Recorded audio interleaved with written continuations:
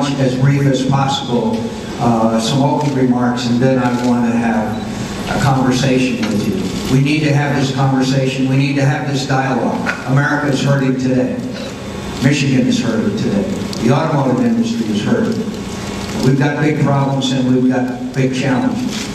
And I think that the best way to communicate, not only from me to you, but from you to me, is the town hall meeting.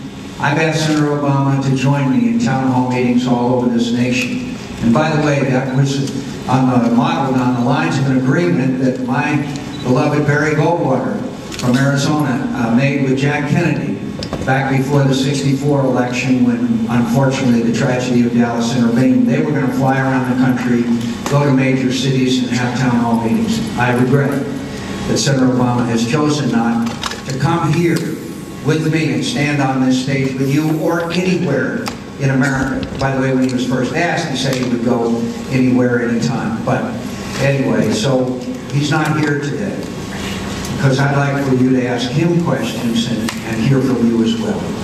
But the fact is, the town hall meeting is still vital. And the town hall meeting and the conversation we need to have is mainly centered on our economy. And I want to answer any comment you have about our national security policy, about Iraq, about Iranian missile tests, about anything that's on your mind. That's what town hall meetings are about. But let's face it, my friends, America is hurting today, and it's hurting badly, and we've got a lot of work to do. I don't want to insult your intelligence by reminding you that more than 400,000 people in the United States of America have lost their jobs since December. Since January, Michigan, the state of Michigan, has lost over 70,000 jobs. More than 25,000 folks in Michigan are out of a job. That's 8.5% of your workforce. You know these things. But we have to understand the urgency of the situation, and we should remind ourselves time after time. And these aren't just numbers. Behind every one of those 425,000, there's a name and there's a family. There's a name and there's a family, and they're sitting around the kitchen table tonight saying, how are we going to stay in our homes? How are we going to get a new and good job? How are we going to educate our kids? How are we going to get health care? That's what they're doing tonight and this morning, tomorrow, and the day after. The new job creation in America has fallen sharply. I don't have to tell you, because you had to get here this morning, that for the price of a gallon of gas has gone over $4 a gallon. By the way, I was in California recently, as Governor Schwarzenegger calls it, California recently, and I was in Santa Barbara, California.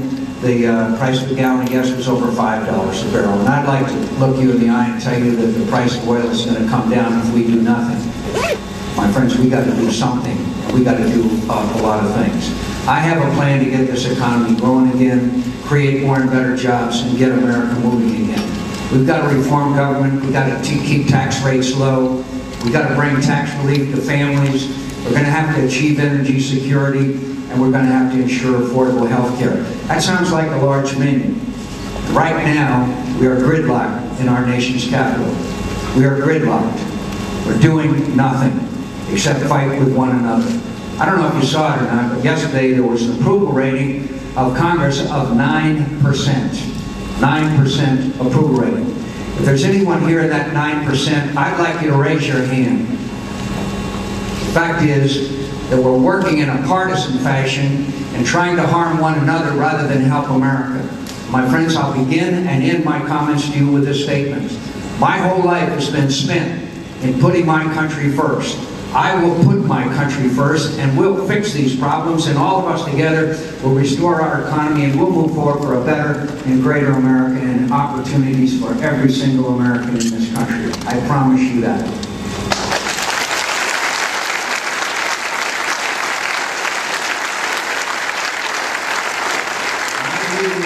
Of America, and I believe in it, and I believe the men and women here are living examples of that, of entrepreneurship, of innovation and progress. And I'm optimistic when I visit places like Belleville Stamped Products, and I'm encouraged when I go to other places in America where innovation and technology are being best used.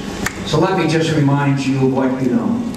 Job creation starts with small businesses. Small businesses, really the only bright spot in our economic horizon, was created 233,000 jobs so far this year. My opponent would like to have small businesses have mandatory health care, which would add $12,000 to the cost of employing anyone with a family. And that obviously means new jobs won't be created. And it means existing employees will have their wages cut to pay for health care.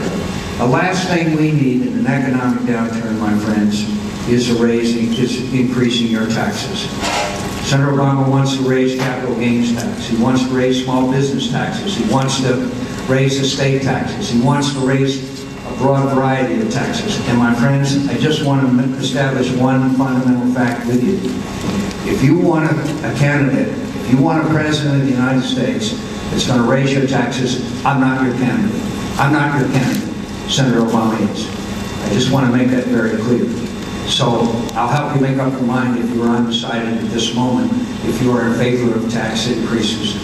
I'm not your candidate. My friends, I believe in free trade. I also believe in fair trade. Richard was talking about level playing fields. And I believe that free trade is important. 25% of all the jobs in this country are linked to world trade. And we do have means of redressing inequalities. We have the North American Free Trade Agreement. We have the World Trade Organization.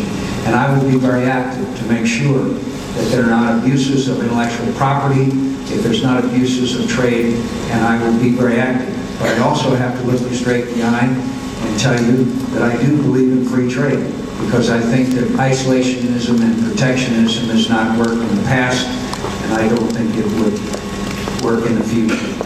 Now let me talk to you a second about spending. Spending has lurched completely out of control in Washington, D.C. We have presided over the largest increase in the size of government since the Great Society. Government has grown by 60% in the last 8 years. 60%. And guess what?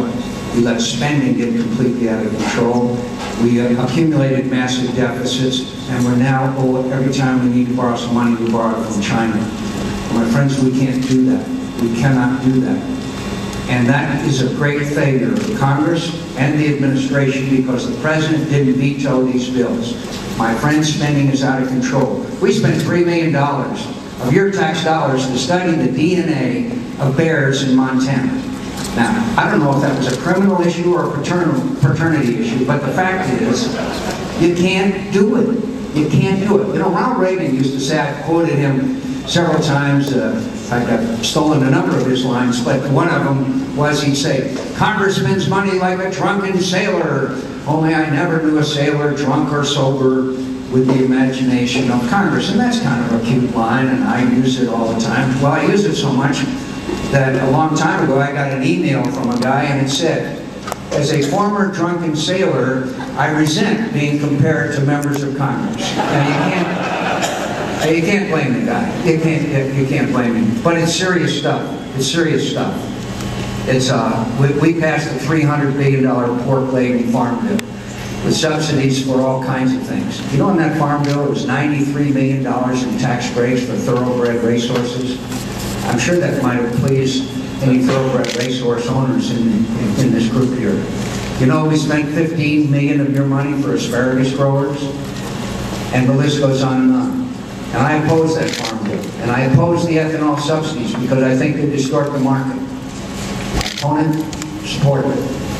So we've got to stop the spending. And I just want to assure you, I've got an old ink pen that Ronald Reagan gave me many years ago.